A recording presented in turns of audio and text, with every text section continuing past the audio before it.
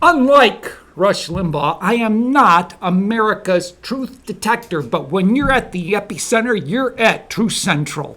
And unlike Rush Limbaugh, I do not meet and exceed all audiences' expectations on a daily basis, but you can expect me to talk about the forbidden subjects of religion and politics.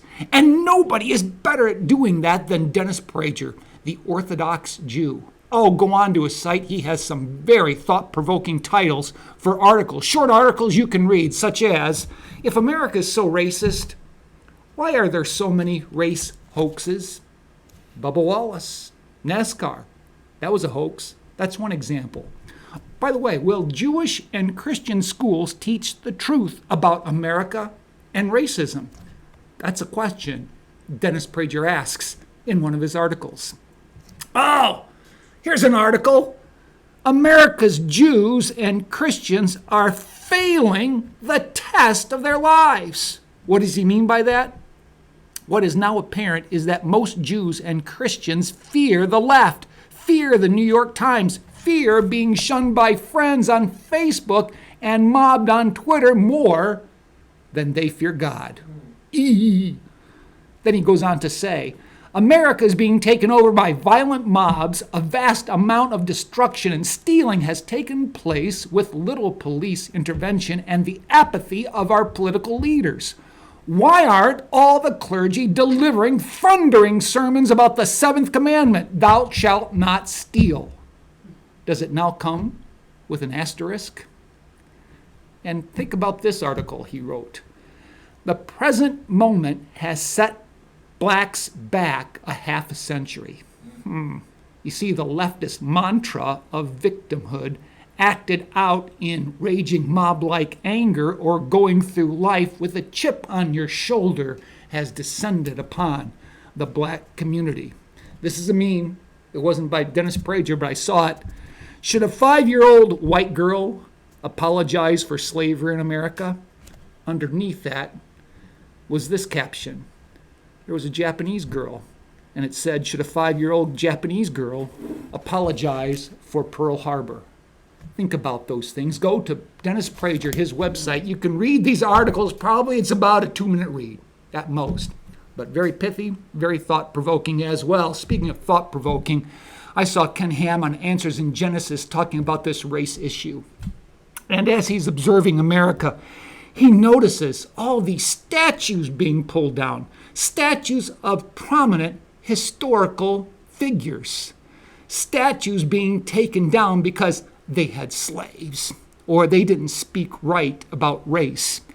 Statues being taken down of those who fought against slavery, who were for the Union, who were abolitionists. They're being pulled down out of ignorance. And Ken Ham asked the question, so do we start tearing names out of the Bible because they had flaws and failures?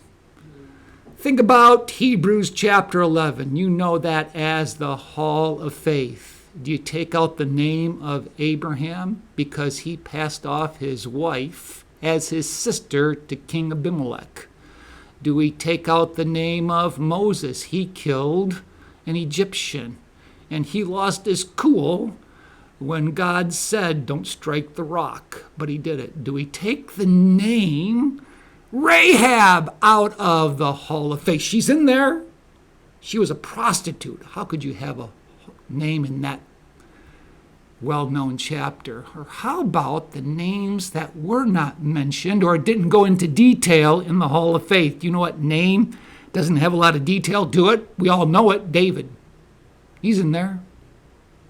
Committed adultery with Bathsheba and then took out her husband, Uriah. Think about another one. Oh, you know who's in the Hall of Faith? Samson. How can you think of Samson without Delilah? That guy was overcome with lust and desire that were not controlled, and yet he's in the Hall of Faith. Why are they in there? Because of their faith in God. That is, that biblical faith that was revealed to them. They believed And as they believed, they acted upon that faith. And as they believed, how many of those situations had political implications to them? Moses standing up to the Pharaoh. David and what he had to deal with concerning Saul. You could go right down the list. So many had political implications involved. And here we are living in a society today where there are those who want to keep this absolute wall between religion and politics. Yes, we're careful to talk about it in ways where we don't want to confuse the gospel with politics, but if you leave politics out of our average life, they go right down to the heart of what a person believes. How can they be minimized and suppressed? So Ken Ham asked that question. Do we start tearing out names in the Bible because they committed these sins? Think about what Dennis Prager said in his article about Christians and Jews. For the first time in American history, free speech, the mother of all freedoms, is being widely suppressed, not by the government, but by the press, the universities, the high schools, the elementary schools, and all giant internet media. Hollywood and virtually every major business in America. Christians and Jews place repentance at the center of their theologies. Yet there is no place for repentance if you did or said one insensitive thing, real or alleged, even if it was 20 or more years ago. Yet all we get from America religious leaders on this matter is silence. What an opportunity we have to share the good news of the gospel that forgives sins 20 years ago, 30 years ago. Unlike what we see from the left, where if you cross their arbitrary line, you've committed the unforgivable sin. We see sin being covered by the cross of Christ. His blood shed forgives us of our sin. You know, if we don't stand up and deal with what we're watching concerning these statues coming down, you know what? I think Tom Bowerly is right. Tom Bowerly of 93 WBEN, 93 AM. He's on weekdays from 3 p.m. to 7 p.m. And I think he's right in saying that, I think he said, even if Biden was elected, do you think the left will stop?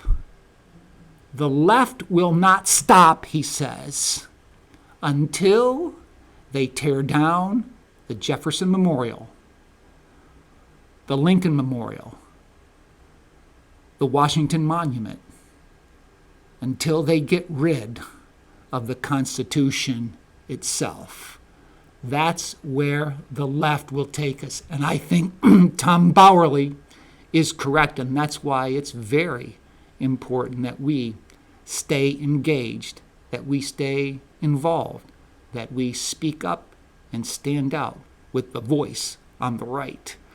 Well, unlike Tony Kornheiser, I can't promise you that I'll do better the next time.